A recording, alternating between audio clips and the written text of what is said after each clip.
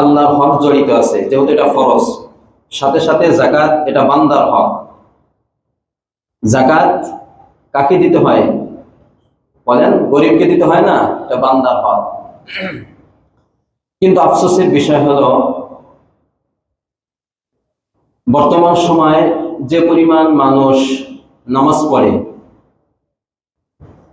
এদের মধ্যে যাদের উপর যাকাত ফরজ হয় ওই পরিমাণ মানুষ যাকাত দেয় না। কি বলেন? দেয়? যাকাত দেয় না। আর যারা যাকাত দেয় তারাও হিসাব নিকাশ না করে কিছু যাকাত দিয়ে দেয়, পুঙ্খানু যাকাত আদায় করে না। কাজেই আমরা আজকে যাকাতের বিভিন্ন মাসআলা শুনবো এবং আমাদের যাদের উপর যাকাত ফরজ হয়েছে আজকের মাসআলা অনুযায়ী ইনশাআল্লাহ পুঙ্খানুপুঙ্খানুভাবে হিসাব করে শতভাগ যাকাত দেওয়ার চেষ্টা করবো আমরা ইনশাআল্লাহ। ঠিক আছে তো ইনশাআল্লাহ? আচ্ছা, যাকাত ফরজ হওয়ার জন্য মোট 8টি শর্ত। কয়টি? এই 8টি শর্ত যদি পাওয়া যায় তাহলে তার উপর যাকাত ফরজ হবে। এর মধ্যে 1 নম্বর শর্ত হলো মুসলিম হওয়া, মুসলমান হওয়া।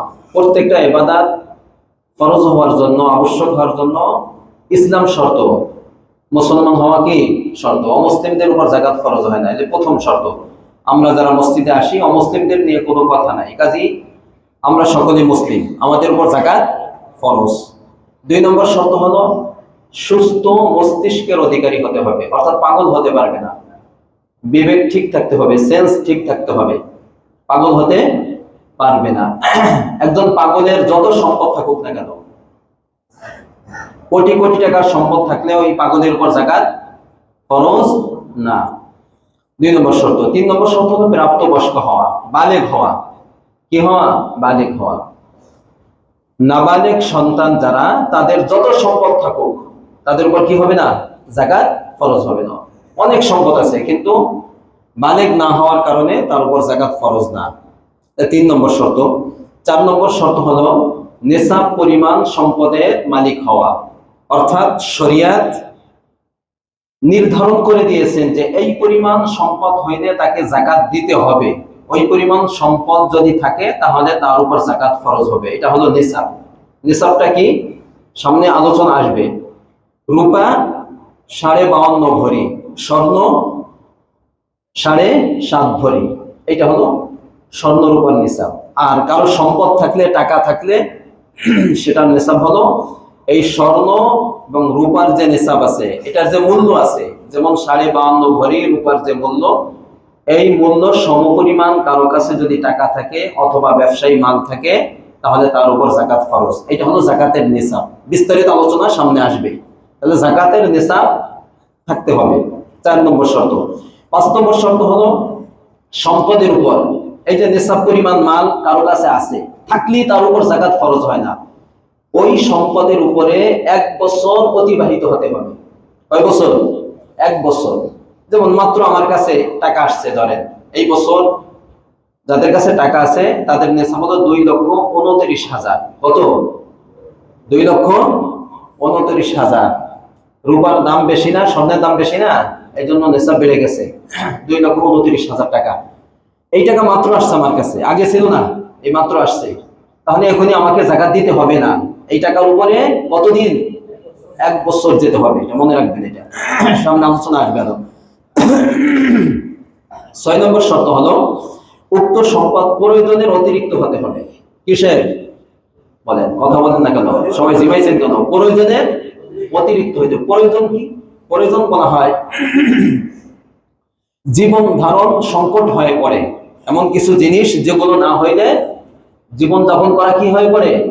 সংকট হয়ে পড়ে। এমন কিছু, যেমন আমার খাবারের জিনিস, আমার বাসস্থান, আমার চিকিৎসা, আমার পরিবারের খরচ, আমার চলার জন্য আসবাবপত্র, এগুলো লাগবে না আমার, এগুলো আমার প্রয়োজন।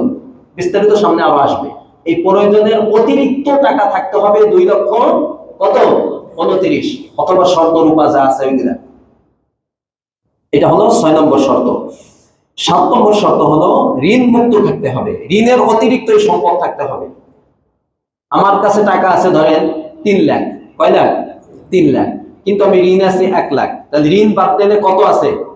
2 লাখ। তাহলে 2 লাখের উপর যাকাত ফরজ হয় না। যাকাত ফরজ হওয়ার জন্য কত লাগে? এই বছর কত? 2,29,000। তাহলে ঋণ থেকে অতিরিক্ত হইতে হবে, এই নিসাব পরিমাণ সম্পদ ঋণের অতিরিক্ত হইতে হবে, ঋণ না থাকতে হবে। আচ্ছা, সর্বশেষ 8 নম্বর শর্ত হলো হালাল সম্পদ হইতে হবে, কোন হারাম সম্পদের উপর যাকাত ফরজ না। কারো পুরা সম্পদ হলো সুদ আর ঘুষের, মানুষের টাকা মেরে সম্পদের পাহাড় গড়েছে, এই সম্পদের উপর কি না? যাকাত ফরজ না। এই কয়টা শর্ত গেল?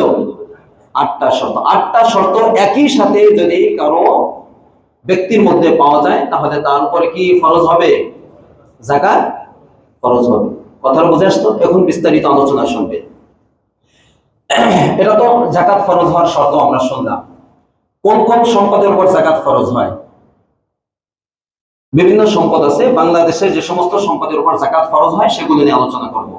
মোটামুটি 4 ধরনের সম্পদের উপর যাকাত ফরজ হয়। কয় ধরনের? 4 ধরনের।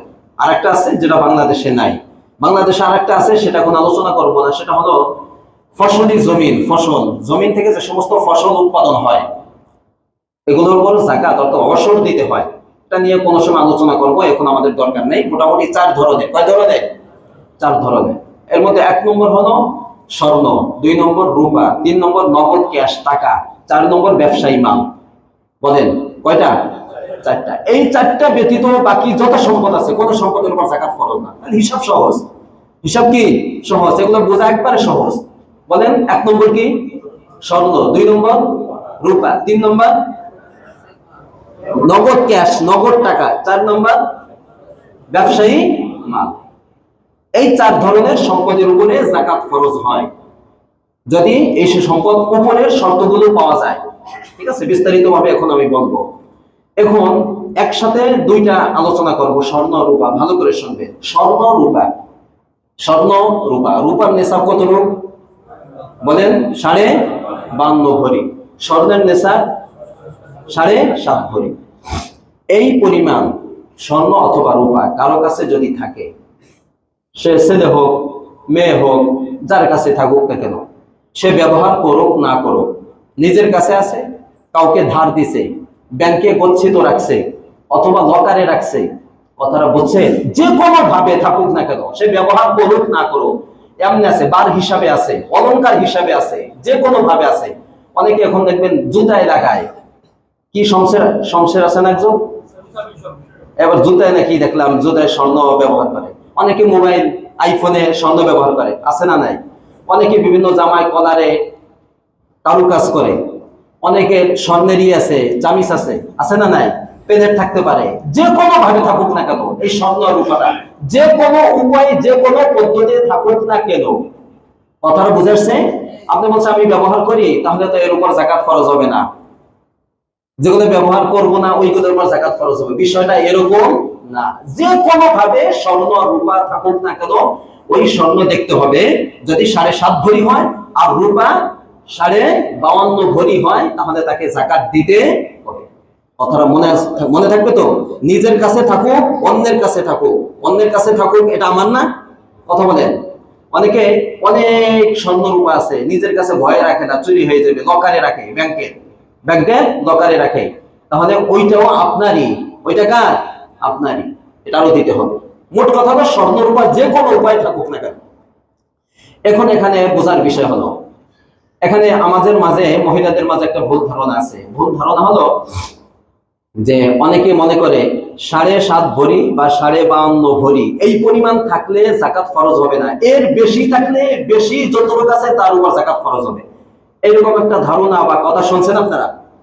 কথা বলে না আছে তো, আমার কাছেই তো অনেকে জিজ্ঞাসা করে।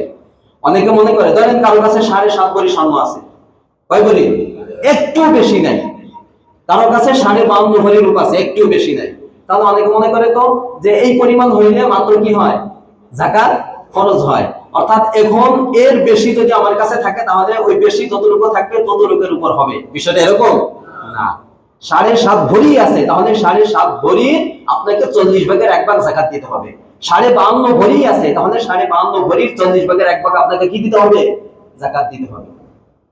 কথাটা বুঝে আসছে? মনে থাকবে তো? এটা ভুল ধারণা ভেঙে দিলাম। এখন কথা হলো, এই যে 7.5 ভরি বললাম, 52.5 ভরি বললাম রূপার স্বর্ণ, এইখানে ভুল বুঝাবুঝি আমাদের। এইটা কখন?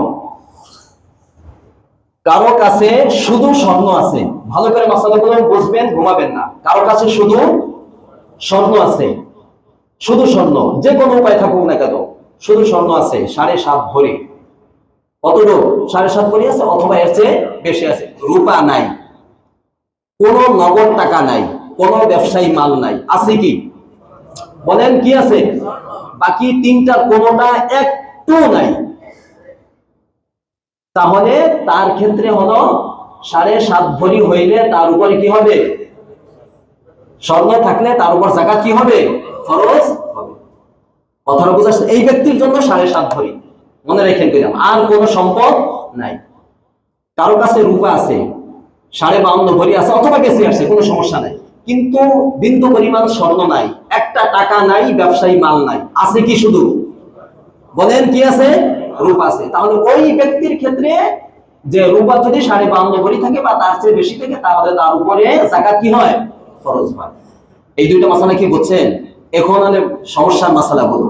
কারো কাছে পূর্ণাঙ্গ স্বর্ণ নাই, পূর্ণাঙ্গ রূপা নাই, অর্থাৎ 7.5 ভরি স্বর্ণ নাই, 52.5 ভরি রূপা নাই, 1 ভরি 2 ভরি স্বর্ণ আছে, অথবা 1 ভরি 2 ভরি রূপা আছে, দুইটা মিলাই আছে। আগের মাসালা কি এইরকম না ভিন্ন? ভালো করে বুঝবেন।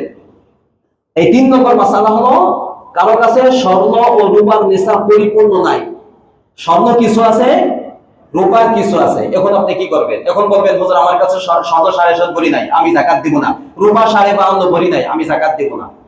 কথাটা ভালো করে বুঝেন। এই দুইটা আছে মিক্স, অল্প অল্প আছে, টাকাও নাই, ব্যবসায়ী মালও নাই, আছে কয়টা? দুইটা, পূর্ণাঙ্গ না, কিছু কিছু আছে। এখন আপনাকে কি কি করতে হবে? 7.5 ভরিও দেখা যাবে না, 52.5 ভরিও দেখা যাবে না। আপনাকে এখন দেখতে হবে 52.5 ভরি রূপার দাম কত। ধরেন বর্তমান সময় কত? 2,29,000। বলেন কত? 2,29,000 টাকা। এখন স্বর্ণ যতটুকু আছে, রূপা যতটুকু আছে, এতটুকু বাজার মূল্য কত? আপনি বিক্রি করতে গেলে কত টাকা আসবে? হিসাব করেন, দুটা হিসাব করে দেখেন। দুইটা মিলে যদি আমার কাছে 2,29,000 টাকার স্বর্ণ রূপা থাকে, তাহলে আপনার উপর যাকাত ফরজ হবে। মাসালা ক্লিয়ার হয়েছে? কথাটা বুঝে আসছে তো এটা? আচ্ছা, কারো কাছে স্বর্ণ আছে কিছু, অল্প কিছু স্বর্ণ আছে, সাথে কিছু টাকা আছে। মহিলাদের এরকম আছে না? কথা বলেন ভালো করে, আছে না নাই? এমন কোন মহিলা নাই যে 100-200 টাকা, 1 টাকা 2 টাকা নাই। অনেক জায়গা, বিভিন্ন জায়গা ওনাদের টাকা থাকে। দেখা যায় 1 ভরি স্বর্ণ আছে। 1 ভরি স্বর্ণের দাম কত এখন বলেন? 2 লাখের উপরে না? সাথে সাথে 2 লাখের উপরে বিক্রি করতে গেলে 2 লাখের উপরে। এখন নতুন স্বর্ণের চেয়ে 17 বা 18% কম পাওয়া যায় আর কি। যাই হোক, দেখা গেল 1-1.5 ভরি স্বর্ণ আছে, সাথে 100 টাকা আছে। এখন আপনি মিলান, স্বর্ণের দাম বের করেন যে এটা বিক্রি করতে গেলে কত টাকা হবে, আর আপনার কাছে যে টাকা আছে, দুইটা মিলান। দুইটা মিলাই যদি 2,29,000 টাকা হয়ে যায়, তাহলে আপনার উপরে যাকাত দিতে হবে। ক্লিয়ার হয়েছে মাসালা? আচ্ছা, কারো কাছে রূপা আছে, কারো কাছে কি আছে? রূপা আছে কিছু, কয়েক ভরি রূপা আছে, 52.5 ভরি নাই, ধরেন 40 ভরি আছে, 20 ভরি আছে, 10 ভরি আছে, সাথে সাথে 1 লক্ষ 2 লক্ষ টাকাও আছে।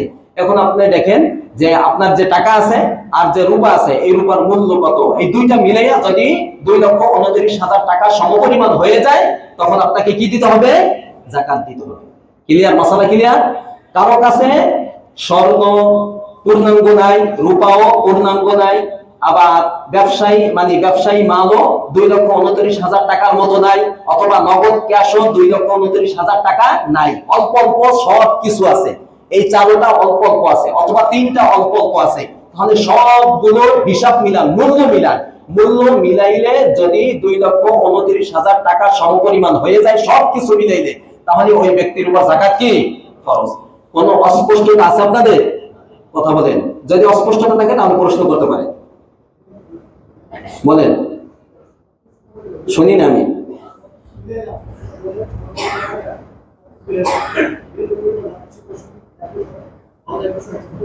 হ্যাঁ,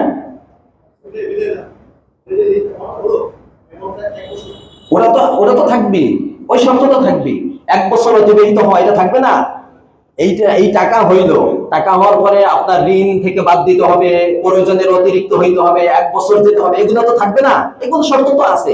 এইগুলো শর্তের পরে দেখতে হবে, সব কিছু বাদ দেওয়ার পরে দেখতে হবে 2,29,000 টাকা সমপরিমাণ হয় কিনা, যদি থাকে তাহলে দিতে হবে। ক্লিয়ার হয়েছে মাসালা?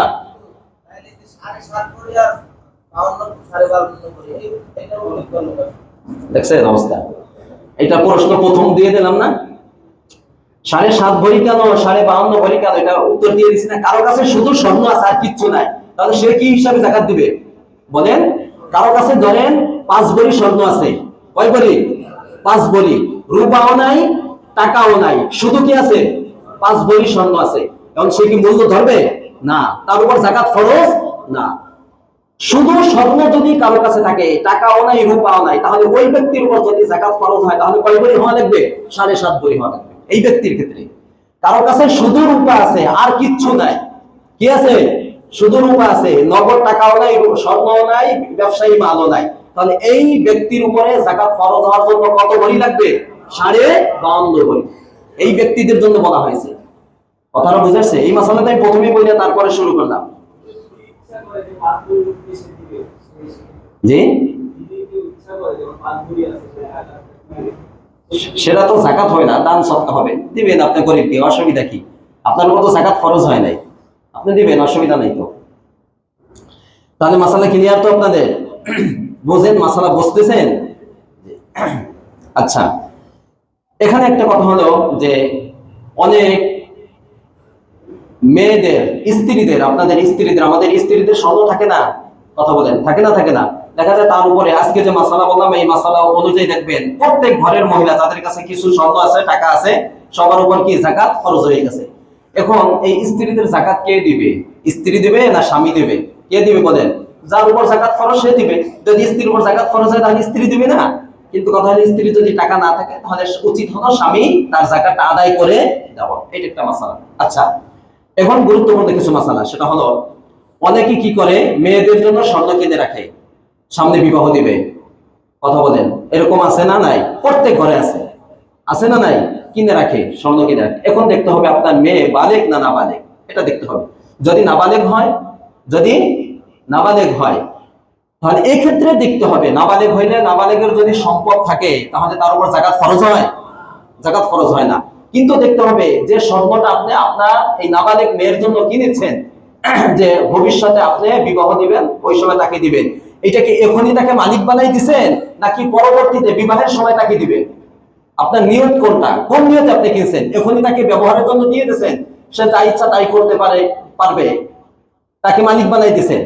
যদি তাকে মালিক বানিয়ে দেন, নাবালেগ অবস্থায় যদি স্বর্ণের মালিক তাকে বানিয়ে দেন আপনি, যে এটা তাকেই দিয়ে দিলাম, এখনই দিয়ে দিলাম, তাহলে এই সম্পদের মালিক আপনি না, কে?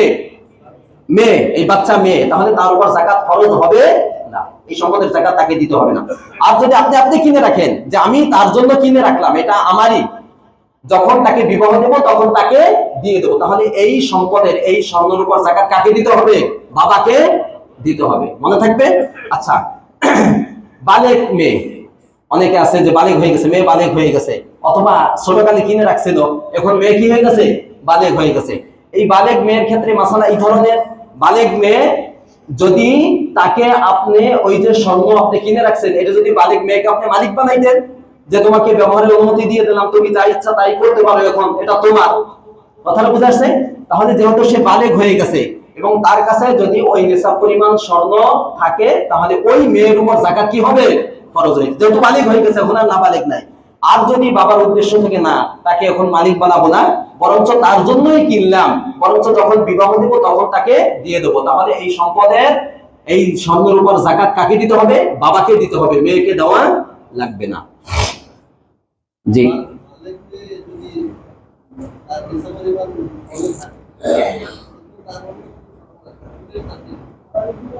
নিসাব পরিমাণ, জি বলেন। বালেগ মেয়ে পরে টাকা না থাকলে স্বর্ণ থেকে দিবে। জি জি, সুন্দর একটা মাসালা এটা। ধরেন 7.5 ভরি স্বর্ণ আছে, ধরেন একটা মেয়ের 7.5 ভরি কি আছে? স্বর্ণ আছে, বা একটু বেশি থাকতে পারে, অসুবিধা নাই, কোনো টাকা টাকা নাই। এখন সে যাকাত দিবে কিভাবে? স্বর্ণ 40/1 যতটুকু স্বর্ণ আছে, যাকাত কতটুকু? 40/1, বাস দেখবে কতটুকু হিসাব করে দেখবে, এরপর 40/1 সে ওইটা বিক্রি করে যে টাকা আছে ওই টাকাও দিয়ে দিতে পারে, অথবা স্বর্ণ দিয়ে দিতে পারে, অসুবিধা নেই। নাবালিগ হলে তো দেয়া লাগবে না, জি, নাবালিগ হইলে যদি তাকে মালিক বানিয়ে দেওয়া হয় তাহলে দেওয়া লাগবে না, আর যদি মালিক না বানানো হয় তাহলে পিতা দিবে। আচ্ছা, হুম,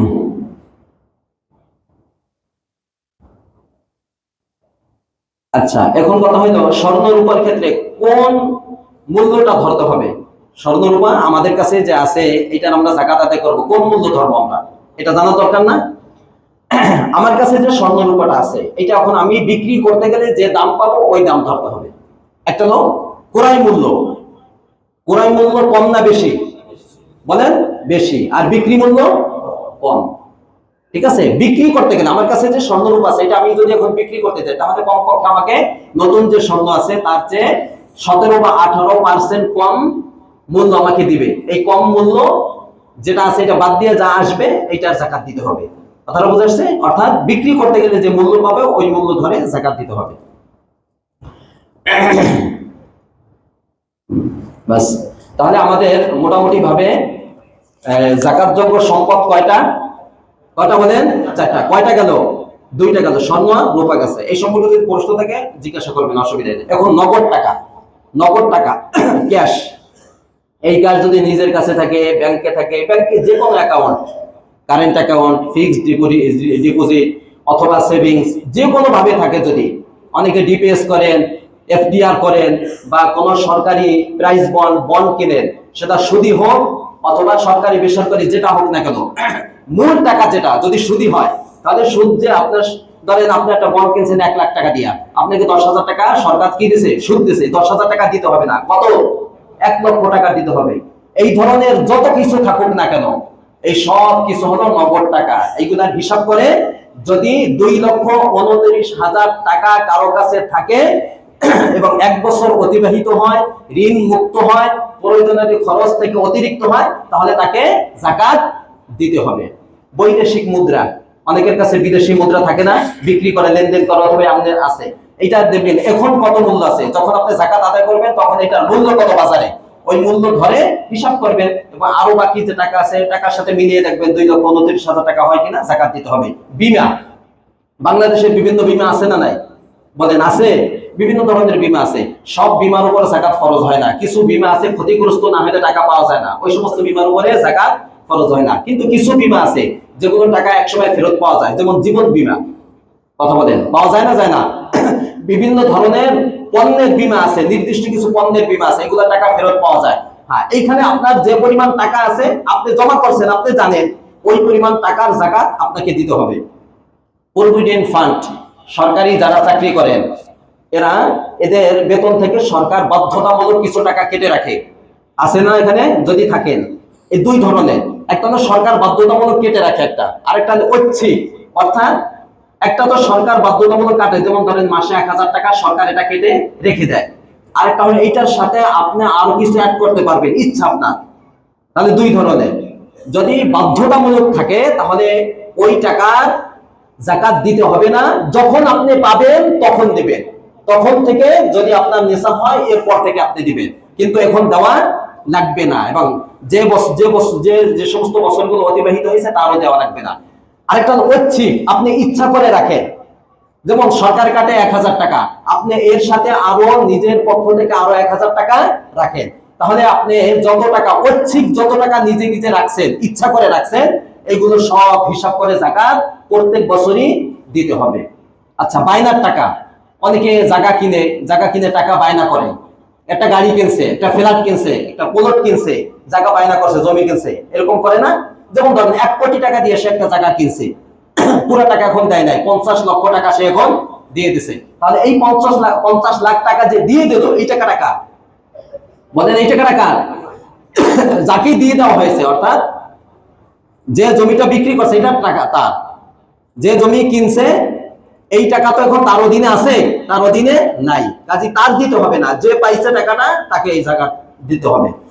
ভবিষ্যতে কোনো কাজের উদ্দেশ্যে টাকা জমিয়ে রাখা, এইখানে সবচেয়ে আমাদের বড় সমস্যা। যেমন অনেকে হজে যাবে, হজের জন্য নিজের কাছে টাকা জমাচ্ছে, মেয়ে বিবাহ দিবে, ব্যবসা বাণিজ্য করবে, ঘর বাড়ি করবে, কথা বলেন, আছে না নাই? টাকা জমাইছে। অনেকে মনে করে আমি তো হজে যাবো, উমরায় যাবো, তার জন্য আমি টাকা জমাইছি, তাহলে এই টাকার আমার যাকাত দিতে হবে কিনা? এই টাকা আপনার না অন্য কার? বলেন, কথা বলেন, টাকাটা কার?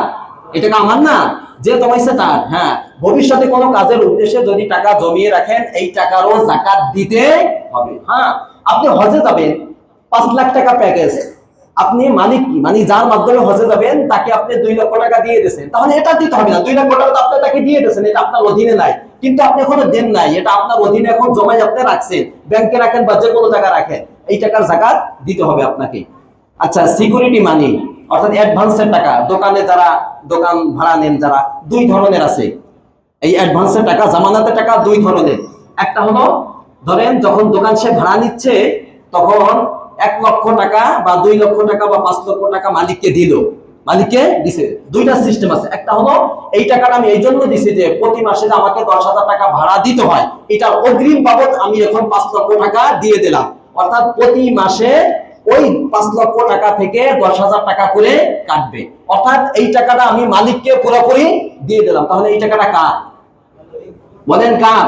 মালিকের। দোকানের মূল যে মালিক, তার, যে ভাড়া নিছে তার না, সে তো অগ্রিম ভাড়া বাবদ দিয়ে দিছে।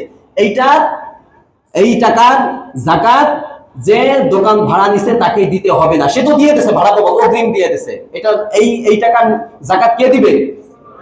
যে মালিক সে। আরেকটা হলো অ্যাডভান্স, যেটা তার কাছে জামানত থাকে, যখন দোকান ছেড়ে দেবে তখন আবার ফেরত দেওয়া হবে।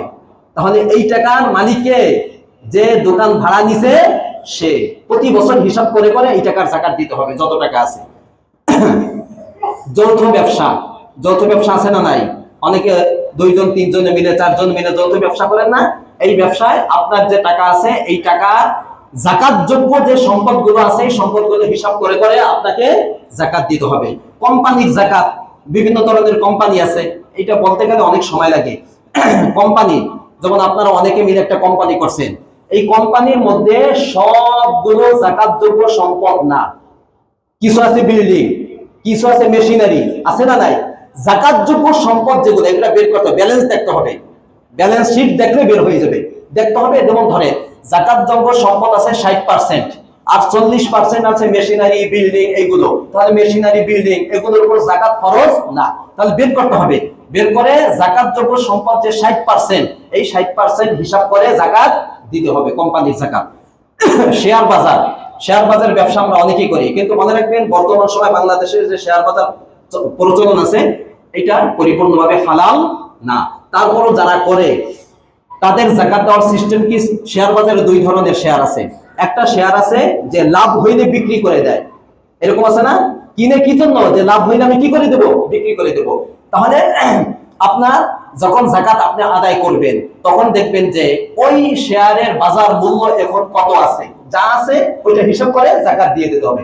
আরেকটা শেয়ার আছে, সেটা হলো সে লাভ হইলে বিক্রি করবে এই উদ্দেশ্যে কিনে না, বরঞ্চ ওই কোম্পানির মালিক হওয়ার জন্য করে, মালিক হওয়ার জন্য সে ওই শেয়ারটা কিনে।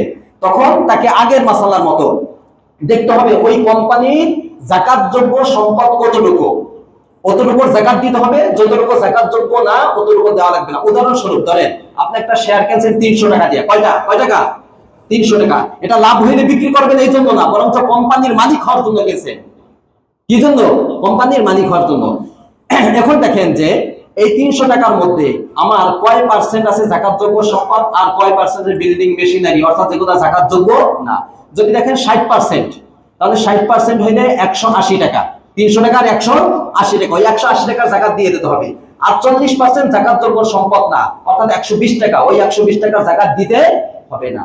এটা একটু কষ্ট আছে জানতে, যদি জানা না যায় তাহলে আপনার যে মূল টাকাটা 300 টাকা সতর্কতামূলক এইটা ধরে জাকাত দিয়ে দিতে হবে।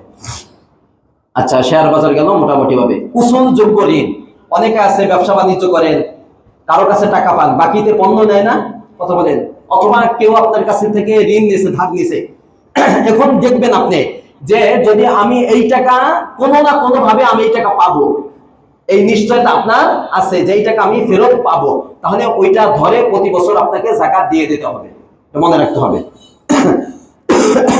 পেনশনের টাকা, আচ্ছা এই মাসালাটা খুবই গুরুত্বপূর্ণ। পেনশনের টাকা, অনেকে সরকারি বা বেসরকারি চাকরি শেষ হয়ে গেলে নির্দিষ্ট পরিমাণ একটা টাকা দেয় না সরকার, দেয় না পেনশনের টাকা। চাকরি শেষ হওয়ার সাথে সাথে পেনশনের টাকা পাওয়া যায় না, যায় অনেক কাজ আছে, অনেক কাজের পরে, কষ্টের পরে যে এই টাকাটা পেতে হয়। যদি এই পর্যায়ে আপনি পৌঁছান যে আমার সমস্ত কাজ বাজ শেষ হয়ে গেছে, আমি অমুক তারিখে আমি এই পেনশনের টাকাটা উঠাইতে পারবো, যে তারিখে আপনি টাকাটা উঠাইতে পারবেন ওই তারিখ থেকে হিসাব করে আপনাকে যাকাত দিতে হবে। যদিও আপনি উঠান নাই, সরকারের কাছে আছে এখনো উঠান নাই, কিন্তু আপনি উঠাইতে পারবেন ইচ্ছা করলে, তখন থেকে ধরে আপনাকে যাকাত দিতে হবে। এই মোটামুটি ভাবে গেল নগদ টাকা। এরপরে আমাদের 4 নম্বর সর্বশেষ মাসালা, ব্যবসায়ী মাল। কি মাল? ব্যবসায়ী মাল। ব্যবসায়ী মাল কি বলেন? ব্যবসায়ী মাল হলো যে মাল বিক্রির উদ্দেশ্যে কেনা হয়, সেটার নাম কি? ব্যবসায়ী মাল। যেমন বিক্রির উদ্দেশ্যে কেউ জমিন কিনলো, প্লট অথবা ফ্ল্যাট কিনছে, অথবা দোকান কিনছে, গাড়ি কিনছে, বাড়ি কিনছে। কেন কিনছে? যে এটা লাভ, একটু দাম বাড়লে কি করে দেবো? বিক্রি করে দেবো। তাহলে এটা ব্যবসায়ী মাল। এই মালের যাকাত কিভাবে দিবেন? যখন আপনার উপর যাকাত ফরজ হবে তখন দেখবেন আপনি যে এই সময় আমার এই সম্পদের দাম কত আছে। আপনি কিনছিলেন 5 লক্ষ টাকা দিয়ে, যখন যাকাত দিচ্ছেন তখন দাম বেড়ে হয়েছে 10 লক্ষ টাকা। তাহলে ধরবেন কত? 5 লক্ষ না 10 লক্ষ? 10 লক্ষ টাকা ধরে আপনাকে যাকাত দিতে হবে। আচ্ছা, কেউ ব্যবসার উদ্দেশ্যে আলু কিনে রাখছে, পেঁয়াজ কিনে রাখছে, এরকম আছে না, কাঁচা মাল কিনে রাখে, সবগুলো একই সিস্টেম। অর্থাৎ যখন আপনি যাকাত দিবেন তখন এগুলোর দাম কত আছে হিসাব করে যাকাত দিতে হবে। মুদি দোকান, ফার্নিচার, যে সমস্ত দোকান আছে ব্যবসায়ী দোকান, এগুলো বিস্তারিত বলা লাগবে না। অর্থাৎ যেগুলো উঠাইছে এটা বিক্রি করার জন্য, এই সবগুলো হিসাব করে আপনাকে যাকাত দিতে হবে। তবে আপনি কোন মূল্যটা ধরবেন? এই যে মুদি দোকান টোকান যেগুলো সমস্ত ফার্মেসি টির্মেসি আছে, কোন মূল্য ধরবেন? এখানে 3টা মূল্য আছে। একটা মূল্য হলো খুচরা মূল্য, খুচরা মূল্য, পাইকারি মূল্য, আর একটা পুরা স্টক একসাথে বিক্রি করে দেওয়া। কোন মূল্য ধরবেন বলেন? পাইকারি মূল্য ধরলেই চলবে। পাইকারি মূল্য অর্থাৎ পাইকারি সবগুলো যদি আমি বিক্রি করে দিই তাহলে কত টাকার মাল এখানে আছে সবগুলো হিসাব করে সুন্দর করে আপনাকে যাকাত দিতে হবে। বলেন। না না, ক্রয় মূল্য না, পাইকারি মূল্য। কারো কোনো প্রশ্ন থাকলে বলতে পারেন এখানে। আচ্ছা, পোল্ট্রি ফার্ম। পোল্ট্রি ফার্ম আছে না নাই? কথা বলেন। পোল্ট্রি ফার্ম কত, অনেকটা সুরত আছে, পদ্ধতি আছে। এর মধ্যে একটা পদ্ধতি হলো, কিছু পোল্ট্রি ফার্ম আছে তারা ডিম নিয়ে কি করে বাচ্চা ফুটিয়ে এই বাচ্চাগুলো বিক্রি করে। এরকম আছে না? এরকম আছে, বাচ্চাগুলো বিক্রি করে। তাহলে ডিমের উপরে যাকাত দিতে হবে না, বরং বাচ্চা, যে সমস্ত বাচ্চা আছে ওই বাচ্চা হিসাব করে যে মূল্য আসবে ওই মূল্যের উপর যাকাত দিতে হবে। আরেকটা পোল্ট্রি ফার্ম আছে, সেটা হলো তারা কি করে, মুরগি রাখে। কেন রাখে? মুরগি থেকে ডিম দিবে, ওই ডিম তারা বিক্রি করে, মুরগি বিক্রি করার উদ্দেশ্য না। তাহলে যাকাত দিবে কিসের? মুরগির না, বরঞ্চ যে ডিম আসে ওই ডিমের যে দাম আছে ওইটার যাকাত দিতে হবে। এইটা একটা। আরেকটা আছে, যেমন বাজারে আমরা মুরগি কিনি, তারা কি করে? তারা হলো মুরগি কিনে আনে, এরপরে কি করে ওই মুরগি তারা বিক্রি করে। তাহলে তাদের এই মুরগির যে মূল্য, এই মূল্য ধরে যাকাত দিতে হবে। মৎস্য খামার, মাছের ব্যবসা করে না অনেকে? আচ্ছা, পুকুরে মাছ, পুকুরের উপর যাকাত ফরজ না, তবে পুকুরের ভিতরে যে মাছ আছে এই মাছ আপনাকে নিশ্চিত ভাবে বের করতে হবে যে কত টাকার মাছ আছে। এই মাছ এর যে মূল্য আছে এই মূল্য হিসাব করে যাকাত দিতে হবে। গরু ছাগলের খামার, 2টা পদ্ধতি। অনেক আছে না গরু ছাগল মহিষ, এগুলা কিনে। কেন কিনে? কিনে এই জন্য যে কোরবানির সময় আসলে সে বিক্রি করবে, অথবা বছর ঘরে ঘরে সে বিক্রি করে, কয়েকদিন পর পর সে কি করে? বিক্রি করে। তাহলে এই যে গরু ছাগলের যে খামার আছে এইগুলার যে মূল্য আছে বর্তমান, যখন আপনি যাকাত আদায় করবেন তখন এগুলার যে দাম, ওই দাম অনুযায়ী আপনাকে কি দিতে হবে? যাকাত দিতে হবে। আর কিছু খামার আছে যেগুলো দুধ বিক্রি করার জন্য রাখে, আছে না? ওগুলো গরু বিক্রি করে না, কি জন্য? দুধ বিক্রি করার জন্য গরু সে পালতেছে। তাহলে কি করতে হবে? এখানে গরুর উপরে যাকাত, গরুর যে মূল্য আছে এইটার উপর যাকাত ফরজ হবে না, বরঞ্চ যে দুধ বিক্রি করে এই দুধ বিক্রির যে মূল্য আছে এই মূল্যের উপর যাকাত ফরজ হবে। আচ্ছা, ভাঙ্গারি মালামাল, অনেকে দেখবেন ভাঙ্গারি মালামাল বিক্রি করে না, ব্যবসা করে না, বিভিন্ন ধরনের লোহা তামা টামা এগুলো আছে না নাই? আচ্ছা, এইগুলার যে বাজার মূল্য আছে বাজার মূল্য ধরে সেগুলোর উপর যাকাত ফরজ হবে। আচ্ছা, পাথর, ইট, বালু, সিমেন্টের ব্যবসা যাদের, এগুলো তো ব্যবসায়ী মাল, ব্যবসায়ী মাল না, এইগুলোর উপরে যে মূল্য থাকবে ওই মূল্য অনুযায়ী তাকে যাকাত দিতে হবে। আচ্ছা, মোটামুটি ভাবে আমরা এটা আলোচনা শুনলাম। যদি কারো প্রশ্ন থাকে পরে বলবেন। এখন গুরুত্বপূর্ণ কিছু মাসালা, যে সমস্ত সম্পদের উপর যাকাত ফরজ না, যে সমস্ত জাকাতের উপর, সম্পদের উপর যাকাত দিতে হবে না, এর মধ্যে একটা হলো হীরা, মণি, মুক্তা, দামি পাথর যেগুলো ব্যবহারের জন্য আসে, এইগুলোর উপর যাকাত কিনা ফরজ না। কারো কাছে অনেক হীরা মণিমুক্তা আছে, তাহলে তার উপরে যাকাত ফরজ না। এই জন্য আমার স্ত্রীদেরকে স্বর্ণ না দিয়ে হীরা মণিমুক্তা দিবেন, তাহলে আর যাকাত কি হবে না, ফরজ হবে না। তবে মনে রাখবেন, অনেকে হীরা মণিমুক্তা এগুলো ব্যবসা করে, ব্যবসা করে না? যারা ব্যবসা করে তাহলে তো এটা ব্যবসায়ী পণ্য। কি পণ্য? ব্যবসায়ী পণ্য। ব্যবসায়ী পণ্য হওয়ার কারণে যাকাত দিতে হবে। কিন্তু কারো কাছে যদি আপনি কিনেন ব্যবহারের জন্য, তাহলে যাকাত দিতে হবে না। ব্যবহারের কাপড় যত দামি হোক না কেন, যত বেশি হোক না কেন, যাকাত দিতে হবে না। ব্যবহারের আসবাবপত্র আপনার যা লাগবে ঘরে, যত থাকুক না কেন, যত দামি থাকুক না কেন, ওইগুলো যাকাত দিতে হবে না। ব্যবহারের গাড়ি, মোটরসাইকেল, গাড়ি একটা জায়গায় দুইটা আছে কিন্তু আপনার ব্যবহার, অথবা মোটরসাইকেল আছে, দামি মোবাইল আছে, অনেক জিনিস আছে, এগুলোর উপর যাকাত দিতে হবে না। আচ্ছা, ঘর বাড়ি, প্লট, ফ্ল্যাট ইত্যাদি যদি বিক্রির উদ্দেশ্য না হয়, আপনার 3টা বাড়ি আছে, আপনি ভাড়ায় দেন, তাহলে আপনার উপর যাকাত দিতে হবে। বাড়ির মূল্য, বাড়ির উপরে যাকাত আসবে না, ওইখান থেকে যে ভাড়া আসে সেটার উপরে আসবে। আপনার 4টা গাড়ি আছে, যে 4টা গাড়ি আপনার ব্যবহারে লাগে, অথবা 2টা গাড়ি দিয়ে আপনি ব্যবসা করেন, তাহলে মূল গাড়ির উপর যাকাত ফরজ হবে না। যে ব্যবসা থেকে যে টাকা আসে ওই টাকার উপর কি আসবে, যাকাত ফরজ হবে। কথাটা বুঝছেন তো? আচ্ছা, মিল, ফ্যাক্টরি, মেশিনারি, মিল ফ্যাক্টরি যাদের আছে, বিভিন্ন মেশিনারি আছে না, যেমন প্রেসের দোকানে প্রেসের মেশিন আছে, বিভিন্ন ধরনের মেশিন, এই সমস্ত মেশিনের উপর যাকাত কি না, ফরজ না। আচ্ছা, ডেকোরেটরের মাল, ওই যে আমরা মাল আনি খাবার টাবার পাকানোর জন্য, প্লেট টেলেট আনি না, এইগুলোর উপরে যাকাত মূলত ফরজ না। এখান থেকে যে টাকা আসে ওই টাকার উপরে যাকাত ফরজ হয়। আচ্ছা, যাদেরকে যাকাত দেওয়া যাবে না, মনে রাখেন, যাদেরকে যাকাত দেওয়া যাবে না, 1 নম্বর, নিজের বাবা মা, দাদা দাদি, নানা নানি, এভাবে ঊর্ধ্বতন উপরের দিকে যত যাবে এদের কাউকে যাকাত দেওয়া যাবে না, সিরিয়াল এইভাবে উপরের দিকে।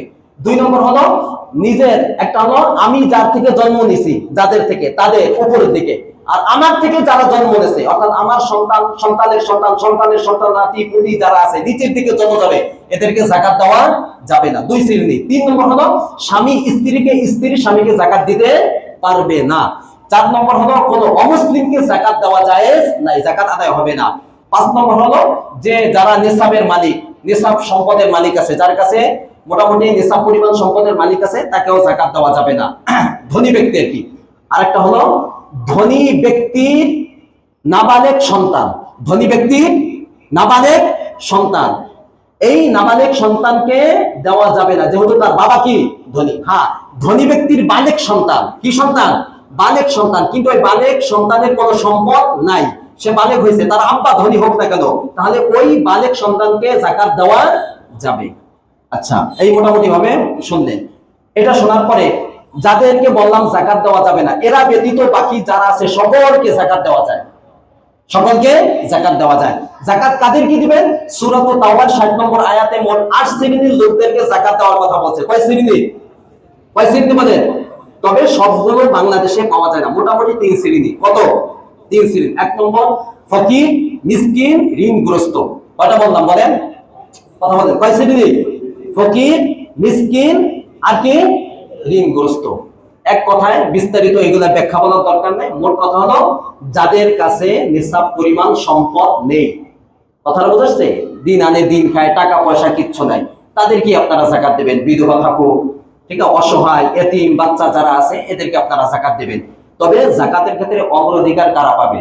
অগ্রাধিকার পাবে নিজের রক্তের আত্মীয় যারা আছে, ভাই বোন, চাচা চাচি, ফুফু খালা, শ্বশুর শাশুড়ি। শ্বশুর শাশুড়িকে দেওয়া যাবে না, যাবে না? কথা বলেন না কেন? একটু আগে যে বলছি তাদেরকে দেওয়া যাবে না, ওইখানে শ্বশুর শাশুড়ি নাম আছে নাই, তাহলে দেওয়া যাবে। শ্যালক, এইরকম আত্মীয় স্বজন যারা আছে এদের মধ্যে যারা গরিব তারা আরো অগ্রাধিকার পাবে। 2 ধরনের সওয়াব পাওয়া যাবে, একটা হলো আত্মীয়তার সম্পর্ক রক্ষা হবে, আর একটা হলো এই যে যাকাত দিবেন, নাকি কয়টা? 2টা। এটা অগ্রাধিকার পাবে এরা। তবে সর্বোত্তম খাত কোনটা? সর্বোত্তম খাত হলো যারা তালিবুল ইলম, অর্থাৎ যারা কোরআন ও হাদিস নিয়ে যারা লেখাপড়া করে, অর্থাৎ এতিমখানা মাদ্রাসা, এই খাতটা হলো সর্বোত্তম খাত। কেন? এখানে অনেক নেকি পাওয়া যায়। একটা হলো কিসের নেকি পাবেন? যাকাত দিবেন সেটার নেকি তো আপনি পাবেন। আরেকটা হলো সদকায়ে জারিয়া। সদকায়ে জারিয়া হলো আপনার টাকা খেয়ে, যাকাতের টাকা খেয়ে এরা হাফেজ হবে, আলেম হবে, আলেম হওয়ার পরে এরাও আরেকজনকে পড়াবে, তারা আরো পড়াবে, এইভাবে যত দূর চলতে থাকবে এর নেকি আপনার কবরে পৌঁছতে থাকবে। সুবহানাল্লাহ বলেন। এই জন্য সুন্দর হলো এতিমখানায় যারা মাদ্রাসা তালিবুল ইলম এবং বাস্তবে এতিমখানা যেখানে আছে সেখানে যাকাত দেওয়ার সর্বোত্তম খাত। মনে থাকবে তো? এইখানে আপনাদের একটা গুরুত্বপূর্ণ আমি মাসালা আজকে বলে যাই, আজকে মনে রাখবেন। আমরা যাকাত দেওয়ার সময় তাহকিক করে যাকাত দেই না, মনে রাখবেন ভালো করে মনে। সে এই যে আমাদের মাঝখানে আমাদের প্রায় যে ফকির মিসকিন আসে, আমার মনে চায় না বলতে, আপনারা অনেক সময় মনে করেন যে হুজুর বলে না, আমি বলতে মনে, কারণ এর অধিকাংশই যাকাতের নেশাবের অধিকার। আমার কথা বুঝেন নাই? অনেকের বাড়ি গাড়ি আছে, ব্যাংকে অ্যাকাউন্ট আছে, জানেন? এই যে পেশাদার ফকির এগুলা, এর মধ্যে ভালো মানুষ খুব কম পাওয়া যায় খুঁজে। কথা বুঝছেন? এই জন্য বাস্তবে এই বর্তমান সময় কে বাস্তবে যাকাত যোগ্য, মানে যাকাত নেওয়ার মতো যোগ্য, এটা বোঝা খুব মুশকিল হয়ে গেছে। দেখা যায় এর কাছে যাকাত পরিমাণ সম্পদ তো নাই, ধরেন 2,29,000 টাকা নাই, ভালো করে বুঝেন, কিন্তু দেখা গেল বাড়িতে এমন একটা টিভি আছে যে টিভির দাম হলো 2 লক্ষ টাকা। আমার কথা বুঝেন? দামি দামি ফার্নিচার আছে, মোবাইল আইফোন আছে যার দাম হলো 1.5 লাখ টাকা। আমার কথা ভালো করে বুঝেন, কিন্তু নগদ ক্যাশ কত নাই? 2,29,000 টাকা নাই, 1 লক্ষ টাকা আছে। এর সাথে একটা মোবাইল আছে, বড় বড় টিভি আছে, তারপরে দামি দামি ফার্নিচার আছে, অতিরিক্ত যে সমস্ত ওই যে হাড়ি পাতিল যেগুলো কখনো ব্যবহার হয় না এইগুলো আছে। এই সব কিছু এগুলো প্রয়োজন না, এগুলো প্রয়োজনের অতিরিক্ত, যদিও এইগুলোর পর যাকাত ফরজ হয় না, কিন্তু এইগুলো হিসাব করে যদি দেখা যায় 2,29,000 টাকা হয়ে যায়, তাহলে এই ব্যক্তির কাছে যদিও 2,29,000 টাকা নাই, কিন্তু এই পরিমাণ এমন সম্পদ আছে যে সম্পদের উপর মূলত যাকাত ফরজ হয় না, কিন্তু এগুলো প্রয়োজনের অতিরিক্ত, তাহলে এই ব্যক্তিকে যাকাত দেওয়া যাবে না। ভালো করে মনে রাখেন এই মাসালাটা। এই ব্যক্তিকে কি দিবেন? যাকাত দিলে যাকাত আদায় হবে না। তাহলে মুশকিল তো, বর্তমান সময় মুশকিল না, মুশকিল না, এই জন্য তাহকিক করে যাকাত দিতে হবে। আচ্ছা, কোন কোন কাজে যাকাতের টাকা খরচ করা যাবে না? 1 নম্বর, মসজিদ, মাদ্রাসা, হসপিটাল নির্মাণের জন্য যাকাতের টাকা দেওয়া যাবে না। মনে থাকবে, কোন মাদ্রাসা নির্মাণের জন্য দেওয়া যাবে না, মাদ্রাসার ইতিম লিল্লাহ ফান্ডে দিতে হবে, নির্মাণের জন্য দেওয়া যাবে না, মসজিদের নির্মাণের জন্য দেওয়া যাবে না, ইমাম, মুয়াজ্জিন, খাদেমের বেতন হিসেবে দেওয়া যাবে না, কোন কর্মচারীর বেতন হিসেবে দেওয়া যাবে না, কাজের মহিলার পারিশ্রমিক হিসাবে দেওয়া যাবে না। মনে থেকে যেন এটা। আচ্ছা, কোন মৃত ব্যক্তি দাফন কাফন ঋণ পরিশোধের জন্য যাকাত দেওয়া যাবে না। যাকাত মালিক বানাই দিতে হয়। মালিক কাকে বানাবেন? যে মারা গেছে তাকে না, যে জীবিত আছে তাকে? যে জীবিত আছে তাকে। আচ্ছা, এটা মনে থেকে যেন। আচ্ছা, এখন দেখা গেল অনেকে আছে এরকম, গরিবদেরকে এক জায়গা বসাইয়া যাকাতের টাকা দিয়া খাবার পাকায় খাওয়াই দিছে, হবে? হবে না, যাকাত আদায় হবে না। যাকাত তাকে সম্পূর্ণভাবে তার হাতে দিয়ে দিতে হবে, মালিক বানাই দিতে হবে। আপনি বসাইয়া খাওয়াই দিলেন, এতে যাকাত আদায় হবে না। এই মোটামুটি ভাবে এইভাবে যাকাতের টাকা খরচ করা যাবে না। হ্যাঁ, কোন জনকল্যাণমূলক কাজ, যেমন কালভার্ট নির্মাণ, রাস্তা নির্মাণ, তারপরে সেতু নির্মাণ, এই সমস্ত কাজের জন্য যাকাতের টাকা দেওয়া যাবে না। মনে রাখবেন। সাথে সাথে একটা কথা মনে রাখবেন, কোন টিভি চ্যানেল যে সমস্ত আছে, টিভি চ্যানেল যাকাত টাকা চায় না, এই সমস্ত কোন টিভি চ্যানেলে যাকাতের টাকা দিবেন না। আচ্ছা, বিভিন্ন সংস্থা যাকাতের টাকা চায়, যে যাকাতের টাকা আমাদের কাছে দেন, আমরা হকদারের কাছে আমরা পৌঁছে দেব। যদি বিশ্বস্ত কোন সংস্থা হয়, যেমন আস-সুন্নাহ ফাউন্ডেশন, এটা বিশ্বস্ত একটা সংস্থা, এরকম যদি বিশ্বস্ত আরো অনেক আছে যদি থাকে, তাহলে তাদের কাছে দিতে পারেন, যে তারা নিশ্চিত ভাবে এই টাকাটা কোন হকদারের কাছে পৌঁছে দেবে, সেখানে দিতে পারেন, এছাড়া দিবেন না। মনে রাখবেন। আচ্ছা, যাকাত কিভাবে আদায় করবেন? সময় শেষ, প্রায় আমার আলোচনা শেষ। যাকাত কিভাবে আদায় করবেন মনে রাখবেন। আজকে এখন দুইটা গুরুত্বপূর্ণ আলোচনা আছে। যাকাত 1 বছর অতিবাহিত হওয়ার পরে আপনাকে যাকাত আদায় করতে হবে। এই বছর ঠিক করতে হবে, এটা আমাদের সবচেয়ে বড় ভুল। আমি 1 বছরে আলোচনা করতে পারি না, বছর ঠিক করতে হবে। বছর, এই কোন বছর হলে যে যাকাত দিতে হবে? ইংরেজি বছর না আরবি বছর? চন্দ্র বছর, সৌর বছর নয়। সৌর বছর চন্দ্র বছর থেকে 11-12 দিন বেশি হয়। কতদিন বেশি হয়? 12 দিন বেশি। তাহলে আপনাকে একটা তারিখ ফিক্স করতে হবে, নির্ধারণ করতে হবে, অমুক তারিখে আপনার। আমাদের তো কারো নাই, আমরা সবাই রমাদানে যাকাত দেই। রমাদানে সবার নিসাব পূর্ণ হয়? বছর পূর্ণ হয় সবার না? তাহলে আন্দাজে কেন দেন? তাহলে কম দেওয়া হইতেছে। দেখা যায় আপনার আগেই বছর পূর্ণ হয়ে গেছে, আপনি দিচ্ছেন রমজানে। এই জন্য মনে রাখবেন, আজকে থেকে আপনি একটা তারিখ ফিক্স করেন। আগে যা হয়েছে তওবা করবেন। আজকে থেকে একটা তারিখ নির্ধারণ করেন যে আমি রমাদানের 20 রমাদান, উদাহরণস্বরূপ আপনি রমাদানের একটা তারিখ যদি রমাদানে দেন, তাহলে যদি আপনার বছর কবে পূর্ণ হয় এটা যদি জানা না থাকে, যার জানা থাকে সে ওই তারিখই দিবেন। আর যদি কারো জানা না থাকে তাহলে আপনি আজকে একটা তারিখ ফিক্স করেন যে আমি রমাদানের 25 তারিখ অথবা 29 তারিখ অথবা 28 তারিখ অথবা 20 তারিখ অথবা 15 তারিখ অথবা 1 তারিখ আমি কি দেব? যাকাত দেব। কথাটা মনে থাকবে? তাহলে আপনার দলের রমাদানের 20 তারিখ, তাহলে রমাদানের 20 তারিখ হইলে আপনার 1 বছর হয়েছে। 1 বছর হয়েছে, এটা আপনার সুবিধা আছে। এই 1 বছর হওয়ার আগে যদি আপনার কাছে ধরেন 2,29,000 টাকা ছিল, 1 বছর ছিল, শুরুতেও ছিল ধরেন 19 তারিখ পর্যন্ত ছিল, 20 তারিখে আপনার 1 বছর পূর্ণ হবে, তা 19 তারিখে এসে আপনার 1 লক্ষ টাকা খরচ হয়ে গেছে। তাহলে 20 তারিখে টাকা আছে আপনার 1,29,000, তাহলে আপনার উপর যাকাত ফরজ? ফরজ না। তাহলে হিসাব রাখলে সুবিধা আছে না নাই? আবার এখানে মনে রাখবেন আপনার কাছে 1 বছর আগে 2,29,000 টাকা ছিল, 20 রমজান আসার একদিন আগে আরো 1 লক্ষ টাকা আপনার কাছে অ্যাড হয়ে গেছে। তাহলে এই 1 লক্ষ টাকা যেটা মাত্র আসলো, এইটার উপর কি 1 বছর অতিবাহিত হয়েছে? হয় নাই। কিন্তু তারপরেও এইটা মিলাইয়া এইটারও যাকাত দিতে হবে। কথাটা বুঝে আসছে? মনে রাখতে হবে। তাহলে আরবি বছর অনুযায়ী যদি যাকাত দেন তাহলে 25% যাকাত দিতে হবে। কত? বলেন বলেন, আমার সাথে বলেন, কত? 2.5%। কত? যদি চন্দ্র বছর হিসাবে, আরবি বছর হিসাবে যাকাত দেন তাহলে কত যাকাত দেবেন? কত? 25, অর্থাৎ 1 লাখে কত? 2,500 টাকা। 1 লাখে কত? 2,500 টাকা। আর যদি আপনি মানে ইংরেজি বছর হিসেবে যাকাত দেন তাহলে ইংরেজি বছর আরবি বছর হচ্ছে কয় দিন বেশি? 10 দিন বা 11 দিন বেশি থাকে। তাহলে সেই ক্ষেত্রে আপনি যাকাত দিবেন 2.6। কত? 2.6, অর্থাৎ 1 লক্ষ টাকায় 2600 টাকা যাকাত দিতে হবে। মনে থাকে জানো, যেহেতু 11 দিন বেশি 10 দিন বেশি, ওইটার যাকাত এইভাবে দিয়ে দিবেন। এই মাসালার জন্য সকলের মনে থাকে।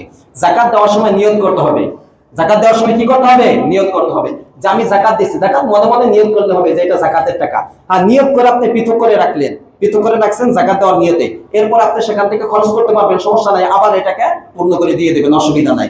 কিন্তু নিয়ত করে আপনি যাকাতের নিয়তে পৃথক করে রাখলেন, দেওয়ার সময় নিয়ত করা লাগবে না। আগে একবার নিয়ত করছেন না?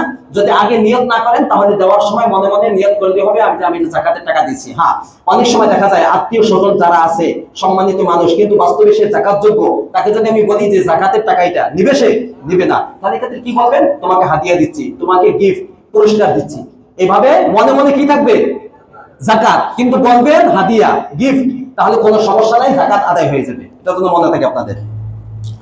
আচ্ছা, অনেক মাসালা ছিল, তা তো বলা হইল না যাকাতের নিয়তে। আচ্ছা, অনেকে একটা গুরুত্বপূর্ণ আমি মাসালা বলে দিই। যেমন ধরেন অনেকে, আপনি একজনের কাছে 10,000 টাকা পান, সে বাস্তবে যাকাত যোগ্য, তার কাছে আপনি টাকা পান।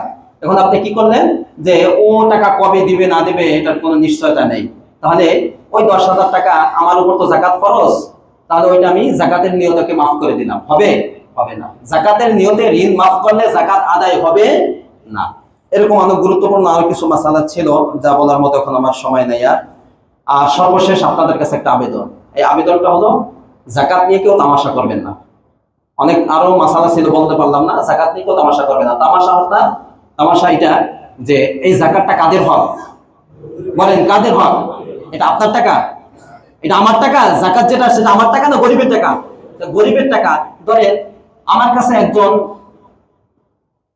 আমি কারো কাছে 100 টাকা পাই, আমি কারো কাছে 100 টাকা পাই, তাহলে সে আমাকে কি দিবে? 100 টাকা দিবে না অন্য কিছু দিবে? বলেন, কি দিবে? 100 টাকা আমাকে সে দিবে। এখন 100 টাকার পরিবর্তে সে যদি আমার কাছে 100 টাকার ফল কিনে নিয়ে আসে, তাহলে বাড়ি খাবে না খাবে না? বলেন। হ্যাঁ, যে আমি তোমার কাছে পাই টাকা, তুমি দিলে আমাকে ফল। কথাটা বুঝাচ্ছে?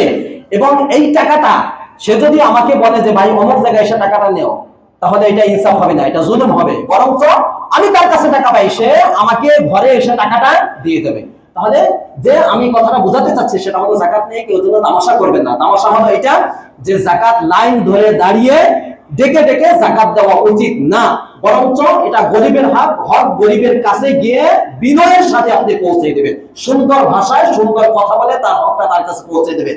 এই ক্ষেত্রে কেউ যাকাতের শাড়ি, যাকাতের লুঙ্গি নামে তামাশা করবেন না, মেহেরবানি করে এটা দিবেন না। কথাটা বুঝাচ্ছে? যাকাতের শাড়ি লুঙ্গি মানি হইবে যেটা এক ধর পরে আর এটা অস্তিত্ব থাকে না। মেহেরবানি করে, তার দরকার হলো চিকিৎসার জন্য, তার দরকার হলো খাবারের জন্য, আপনি দিচ্ছেন লুঙ্গি, আপনি দিচ্ছেন শাড়ি, এটা কেন তামাশা? আপনি টাকা দেন, আপনি 100 টাকা পারেন সে 100 টাকাই দেন, আপনি 500 টাকা পারেন সেটা আপনি তাকে দিয়ে দেন, সে ইচ্ছা মতো হয়তো চিকিৎসার জন্য ব্যয় করবে অথবা খাবারের জন্য ব্যয় করবে। মনে থাকবে তো ইনশাআল্লাহ।